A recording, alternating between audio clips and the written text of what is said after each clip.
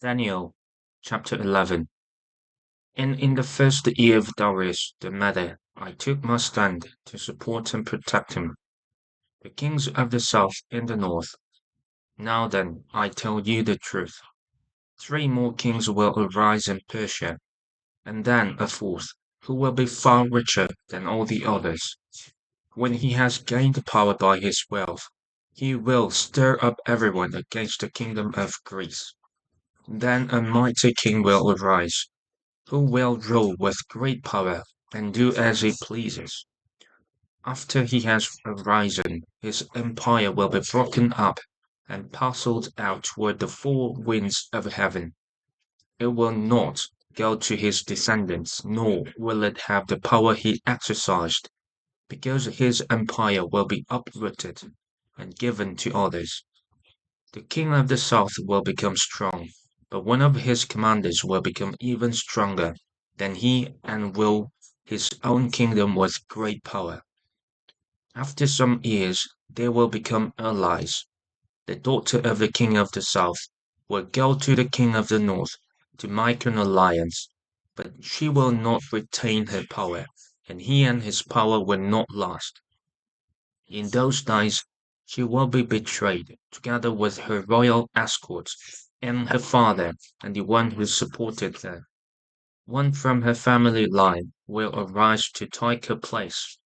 He will attack the forces of the king of the north, and enter his fortress. He will fight against them, and be victorious. He will also seize their gods, their metal images, and their valuable articles of silver and gold, and carry them off to Egypt. For some years he will leave the king of the north alone.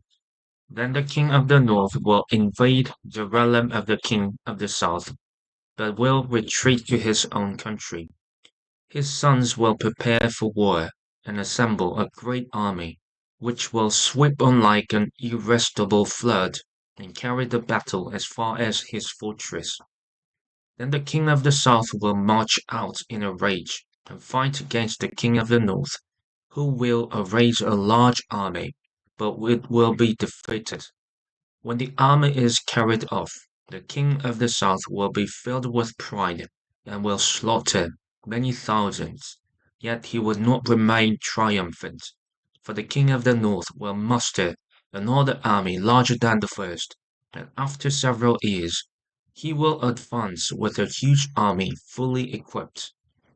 In those times many will rise against the king of the south, those who are violent among your own people will rebel in fulfillment of the vision, but without success.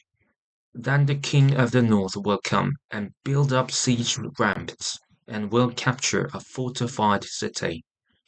The forces of the south will be powerless to resist. Even their best troops will not have the strength to stand. The invader will do as he pleases. No one will be able to stand against him. He will establish himself in the beautiful land and will have the power to destroy it. He will determine to come with the might of his entire kingdom and will make an alliance with the king of the south, and he will give him a daughter in marriage in order to overthrow the kingdom, but his plans will not succeed or help him. Then he will turn his attention to the coastal lands and will take many of them. But the commander will put an end to his insolence and will turn his insolence back on him. After this, he will turn back toward the fortresses of his own country, but will stumble and fall, to be seen no more. His successor will send out a tax collector to maintain the royal splendor. In a few years, however, he will be destroyed, yet not in anger or in battle. He will be succeeded by a contemptible person who has not been given the honor of royalty. He will invade the kingdom when its people feel secure, and he will seize it through intrigue. Then an overwhelming army will be swept away before him. Both it and a prince of the covenant will be destroyed. After coming to an agreement with him, he will act deceitfully and with only a few people, he will rise to power. When the richest provinces feel secure, he will invade them and will achieve what neither his father nor his forefathers did. He will distribute plunder, loot, and wealth among his followers. He will plot the overthrow of fortresses, but only for a time. With a large army he will stir up his strength and courage against the king of the south. The king of the south will wage war with a large and very powerful army, but he will not be able to stand because of the plots devised against him. Those who eat from the king's provisions will try to destroy him. His army will be swept away, and many will fall in battle. The two kings, with their hearts bent on evil, will sit at the same table and lie to each other, but to no avail, because an end will still come at the appointed time. The king of the north will return to his own country with great wealth, but his heart will be set against the Holy Covenant. He will take action against it, and then return to his own country. At the appointed time he will invade the south again, but this time the outcome will be different from what it was before. Ships of the western coastlands will oppose him, and he will lose heart.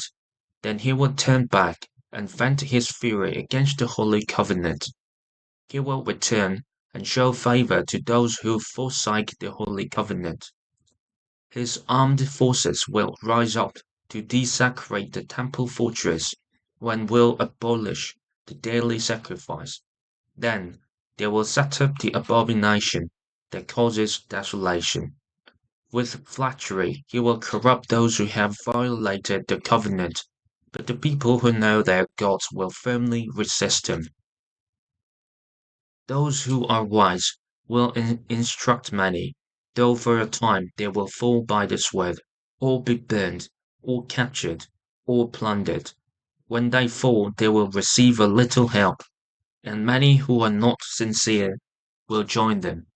Some of the wise will stumble, so that they may be refined, purified, and made spotless until the time of the end, for it will still come at the appointed time. The king who exalts himself. The king will do as he pleases. He will exalt and magnify himself above every god, and will say unheard of things against the God of gods. He will be successful until the time of wrath is completed, for what has been determined must take place. He will show no regard for the gods of his ancestors, or for the one desired by women, nor will he regard any gods, but will exalt himself above them all. Instead of them, he will honor a god of fortress, a god unknown to his ancestors. He will honor with gold and silver, with precious stones and costly gifts. He will attack the mightiest fortresses with the help of a foreign god, and will greatly honor those who acknowledge him. He will make them rulers over many people, and will distribute the land at a price. At the time of the end of the king of the south will engage him in battle, and the king of the north will storm out against him with chariots and cavalry and a great fleet of ships. He will invade many countries and sweep through them like a flood. He will also invade the beautiful land. Many countries will fall, but Edom, Moab, and the leaders of Ammon will be delivered from his hand. He will extend his power over many countries. Egypt will not escape.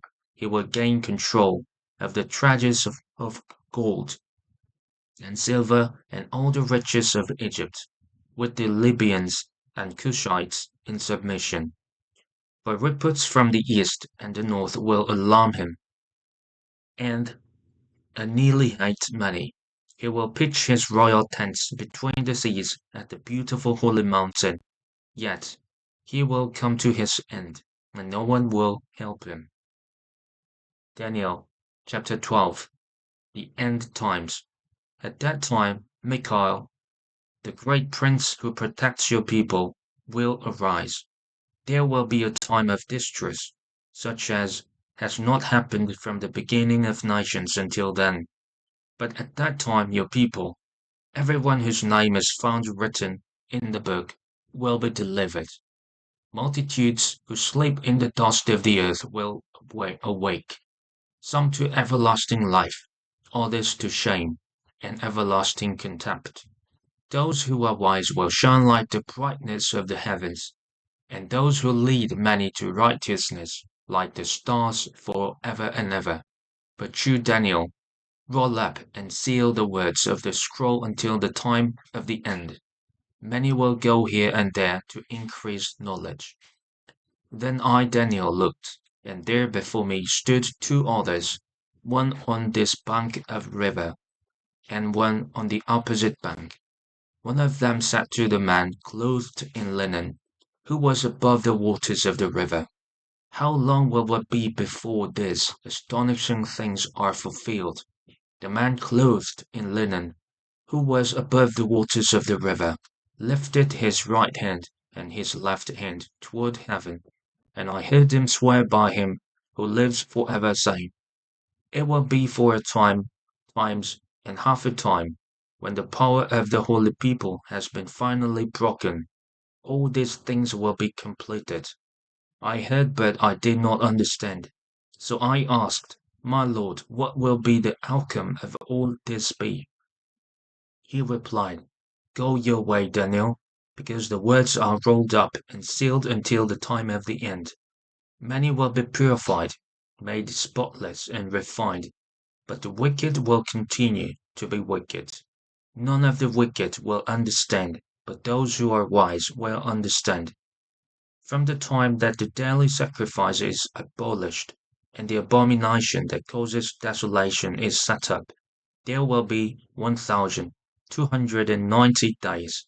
Blessed is the one who waits for and reaches the end of the 1,335 days. As for you, go your way till the end. You will rest, and then at the end of the days you will rise to receive your allotted inheritance.